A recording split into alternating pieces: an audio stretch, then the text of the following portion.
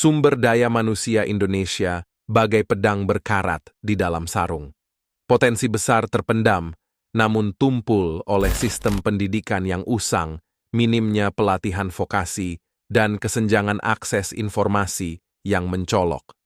Generasi muda, penerus bangsa, terjebak dalam lingkaran setan, minimnya lapangan kerja layak, dan upah yang tak sebanding dengan jerih payah. Halo guys, apa kabar semuanya? Dan hari ini kita bakal ngebahas soal yang super penting buat masa depan Indonesia, yaitu kenapa sih kualitas sumber daya manusia kita masih gitu-gitu aja? Kalian pasti sering dengar kan istilah SDM. Nah, SDM ini ibarat mesinnya sebuah negara.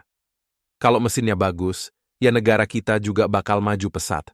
Tapi sayangnya, mesin kita ini kayaknya masih perlu banyak perbaikan. Kenapa ya? Dalam video kali ini, kita bakal bongkar bareng-bareng apa aja sih penyebabnya. Dari mulai pendidikan yang kurang merata, ekonomi yang susah, sampai masalah sosial yang kompleks. Kita juga bakal cari tahu, apa aja yang bisa kita lakukan buat bikin SDM Indonesia makin berkualitas. Penasaran kan? Jadi, buat kalian yang pengen tahu lebih lanjut, jangan kemana-mana ya. Simak terus video ini sampai habis. Oh iya, jangan lupa like, komen, dan subscribe channel gue, biar kita bisa terus belajar bareng-bareng. Pernah ngalamin nggak sih, pas lagi belajar di sekolah, materinya bosenin banget? Atau pernah merasa kalau pelajaran yang kita dapat nggak ada gunanya buat kehidupan kita nanti? Nah, itu dia salah satu masalah kualitas pendidikan yang sering kita hadapi. Kenapa sih bisa gitu? Salah satu penyebabnya adalah kurikulum kita yang kadang nggak nyambung sama kebutuhan dunia kerja.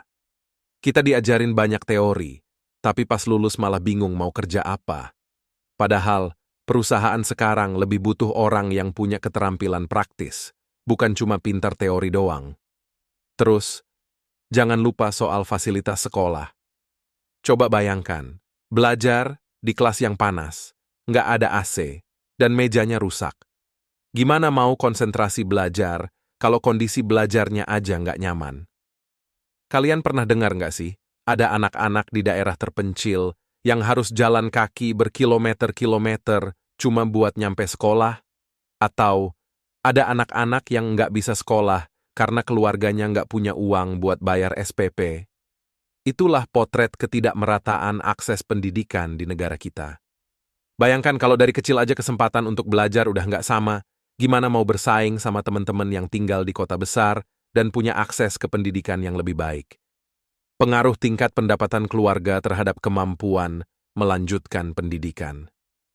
Tingkat pendapatan keluarga memiliki korelasi yang sangat kuat dengan kemampuan anak untuk melanjutkan pendidikan ke jenjang yang lebih tinggi. Ini adalah realita yang sering kita temui di masyarakat kita. Biaya pendidikan yang tinggi, SPP, dan biaya tambahan.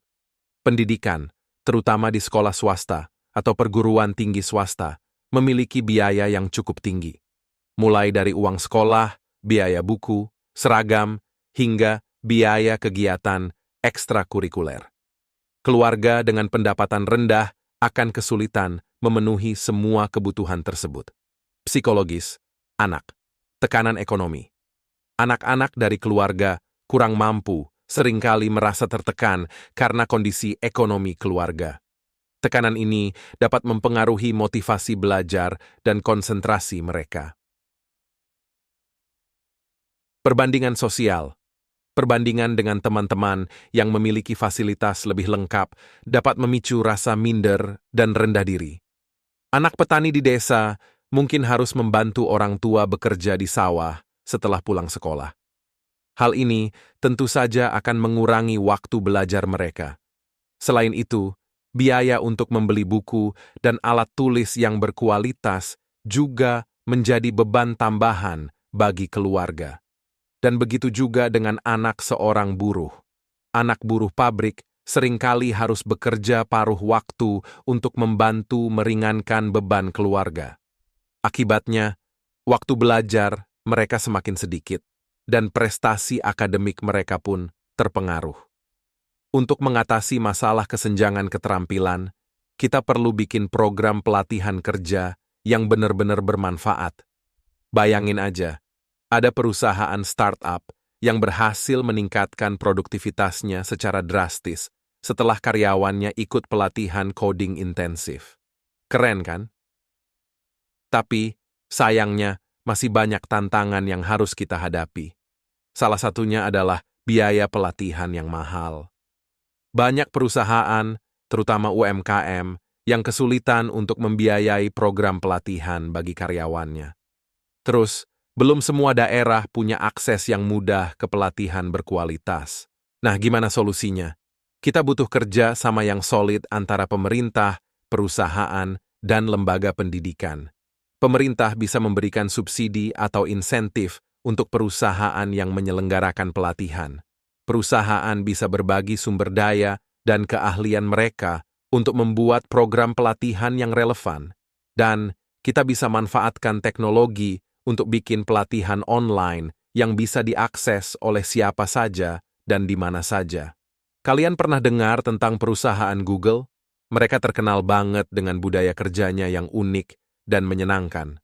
Karyawan Google punya banyak kebebasan untuk berinovasi dan bekerja sama dalam tim.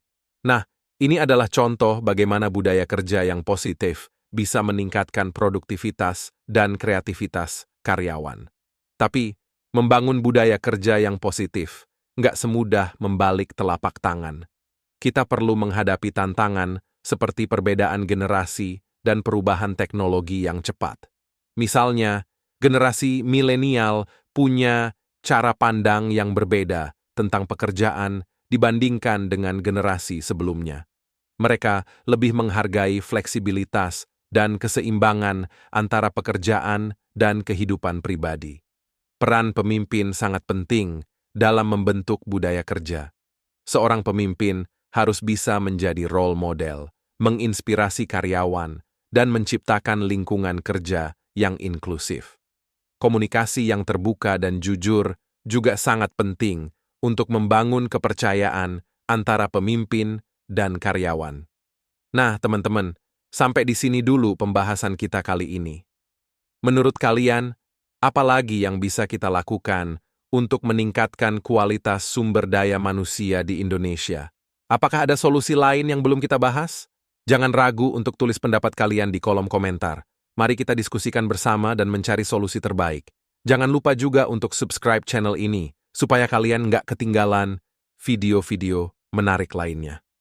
Sampai jumpa di video selanjutnya, dan jangan lupa untuk terus belajar dan berkembang.